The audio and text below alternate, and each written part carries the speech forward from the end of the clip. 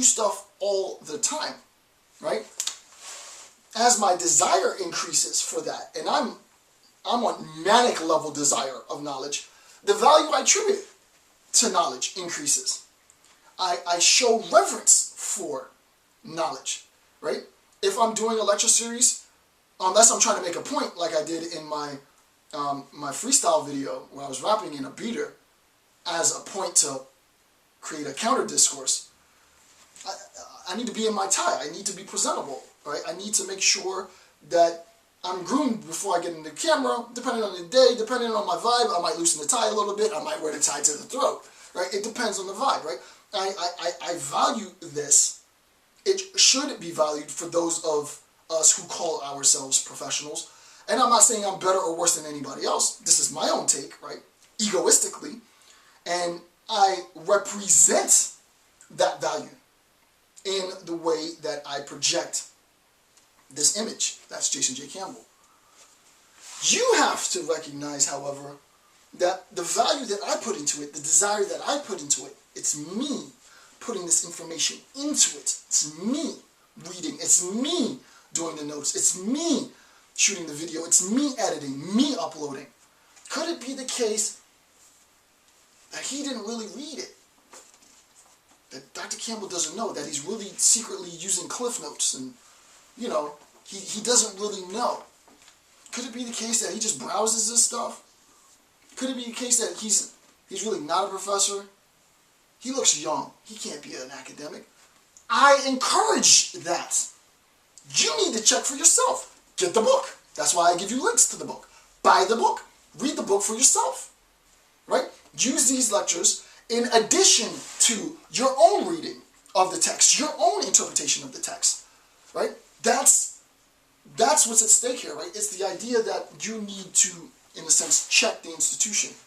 Now, with respect to religion, religion has cornered the market on the desire, which is undeniably the greatest desire in human existence, is the desire for personal immortality, which is demonstrably proven by how enormous collective, all different forms of religion, how enormous collective religion is.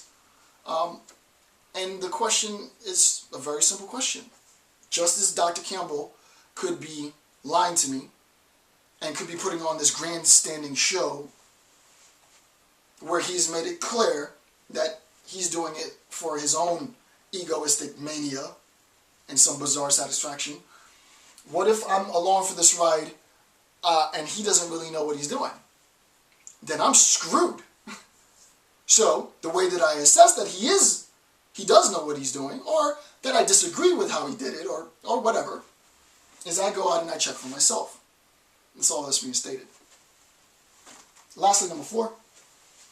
Our desire for personal immortality, which is not present in this life, condemns our existence and places value on the quest for immortality. Right?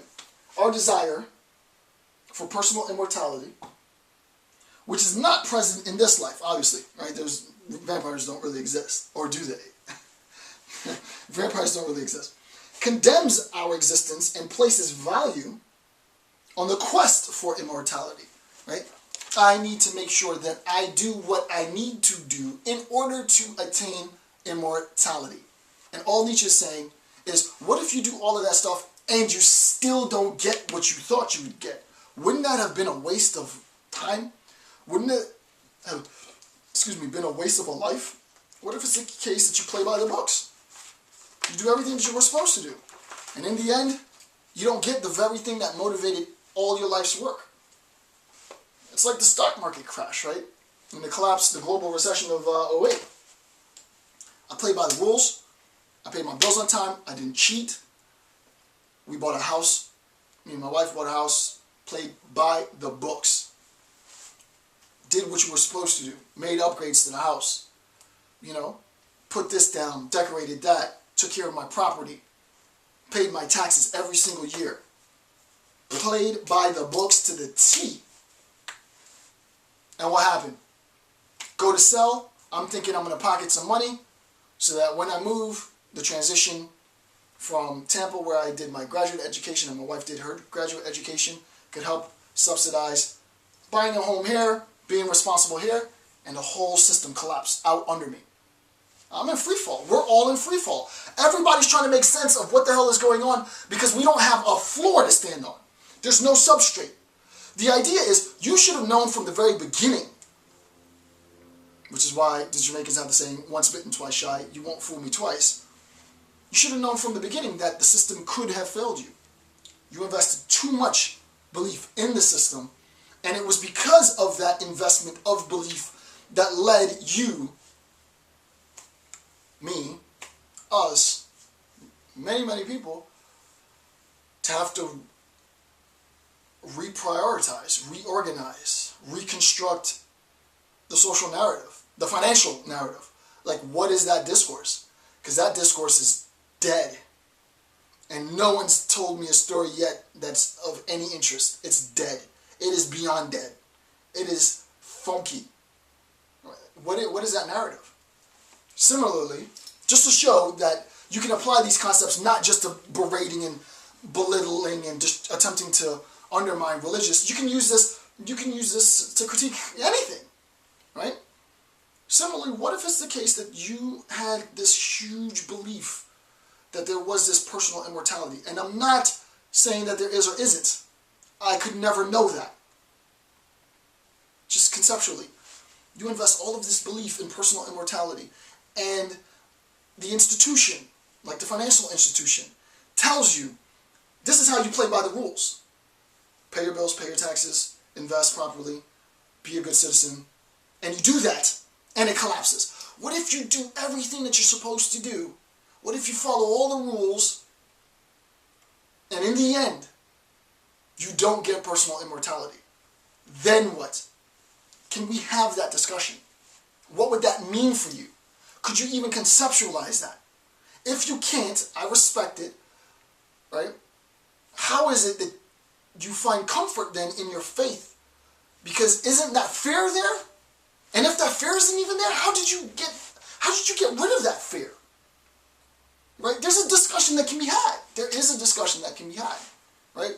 I'm not one of those type of people where atheists, we stay in this corner, or atheists stay in this corner, and believers, they stay in that corner. I'm not like that. Like, how do you do that? How do you find that comfort? Right? Because in the end, not that I'm fearful, not that I'm a denialist, but, you know, Nietzsche's saying, this is the last page. There's the last period. The story's over. How do you know that there's something on the other side of that page, right? And what if it's the case? What if it's the case that that really is the last page? That really is the last period. And everything that you did, all the rules that you followed, all the obligations that you assumed that was the right thing to do, ended up leading you to an end that you didn't want. Would you have lived your life different were you to know then what you know now?